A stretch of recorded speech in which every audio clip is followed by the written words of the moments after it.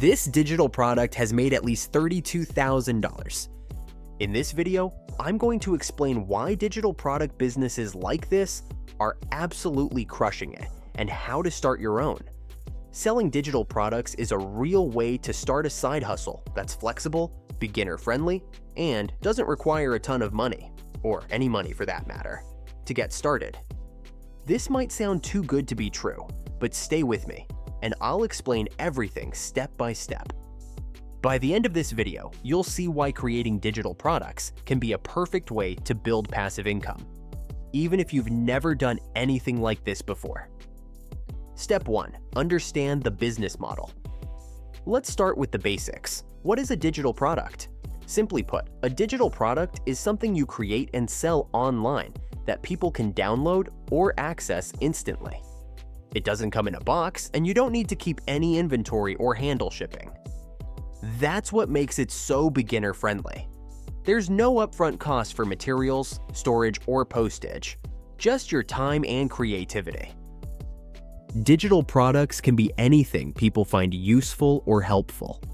Think of ebooks, online courses, social media templates, or even planners, guides, and checklists. These are things you create once, and because they're digital, you can sell them again and again without having to make more copies. For example, if you create a printable meal planner for busy parents, you can sell that same meal planner to 10 people, 100 people, or 1,000 people. It doesn't matter how many copies you sell, your workload doesn't increase. That's what makes digital products scalable. What's even better is that there are tools now, like ChatGPT and Canva, that make creating digital products faster and easier than ever. You don't need to be a designer or a tech genius to get started. These tools help you polish your ideas into something professional, even if you're starting from scratch. Step 2. Brainstorm digital product ideas. Now, you might be thinking, this all sounds great, but I have no idea what kind of digital product I could create. This is where brainstorming comes in. Everyone has something they're good at or know a little more about than the next person. Maybe it's a hobby, a skill, or even a problem you've solved in your own life. For example, are you always organizing your home? Do friends ask you how you manage to save money on groceries? Or maybe you've learned how to play guitar, make amazing bread, or take great photos with your phone. Here's the thing, you don't have to be an expert or have a fancy degree to teach something. You just need to know a little more than the person you're helping. Let's say you've taken up pottery as a hobby. You don't have to be a master potter to create a digital course about making mugs on the wheel. If you've learned a technique that works for you, there are people out there who would love to learn from someone like you, someone relatable and approachable. The key is to focus on one specific thing instead of trying to cover everything. For example, if you're into photography, don't try to create a course that teaches everything about taking pictures. Instead, narrow it down. Teach beginners how to use natural light for portraits, or create a guide for taking sharp photos with a smartphone. It's easier to create, and it's also more useful to the people buying it. If you're not sure where to start, here's a simple exercise. Take a notebook and write down your hobbies, skills, or things you enjoy learning about. Think about questions people often ask you, or problems you've solved in your own life. For example, have you learned how to manage your time better as a busy parent? Did you figure out how to fix your credit score? These are all things you could turn into a digital product. Don't overthink it. Just start with what you know.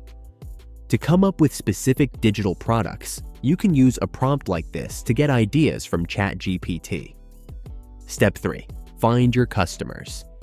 Once you've decided on an idea for your digital product, the next step is finding people who want to buy it. This is where building an audience comes in. The truth is, even if your product is amazing, it won't sell itself.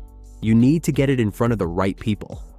And while it's tempting to always use platforms like Etsy or Amazon to sell your product, they're not always the best option.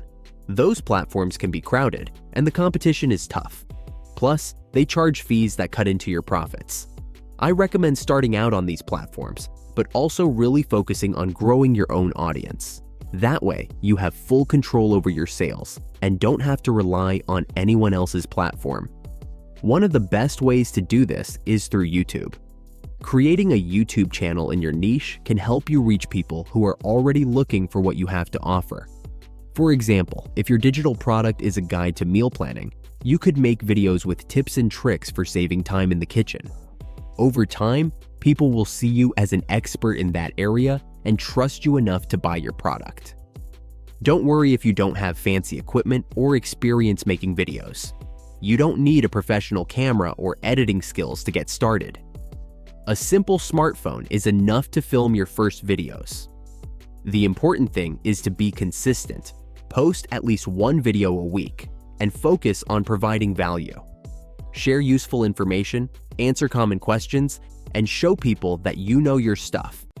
And remember, you don't have to be perfect. People aren't looking for perfection. They're looking for solutions to their problems. Start where you are and improve as you go. Step 4. Set up a system. Once you have an audience, the next step is setting up a system to sell your digital product. This is where email marketing comes in. An email list is one of the most powerful tools for turning your audience into paying customers. Why? Because email is direct. Unlike social media, where posts can get buried by algorithms, emails go straight to the people who want to hear from you. To build your email list, you'll need to offer something free in exchange for people's email addresses. This could be a mini guide, a checklist, or even a free template. For example, if you're selling an ebook on time management, you could offer a free weekly planner template to anyone who signs up for your email list. Once they're on your list, you can use email to stay in touch, share tips, and introduce them to your paid product. The best part is that you can automate this entire process. With email marketing tools, you can set up an automated sequence that sends a series of emails to new subscribers. For example, you could create a 5-day welcome sequence. On day 1, you introduce yourself. On day 2, you share a helpful tip related to your niche. By the end of the sequence, you invite them to check out your digital product. This system works in the background, so once it's set up, you don't have to do anything except focus on creating content. As your business grows, you can scale it by expanding your email sequence and driving more traffic to your list. For example, instead of a 5-day sequence, you could create a series of emails that last for several months. This keeps your audience engaged and gives you more opportunities to share your products. You can also create additional digital products or collaborate with affiliates who promote your products in exchange for a commission. This way, you're not just relying on one product or one audience.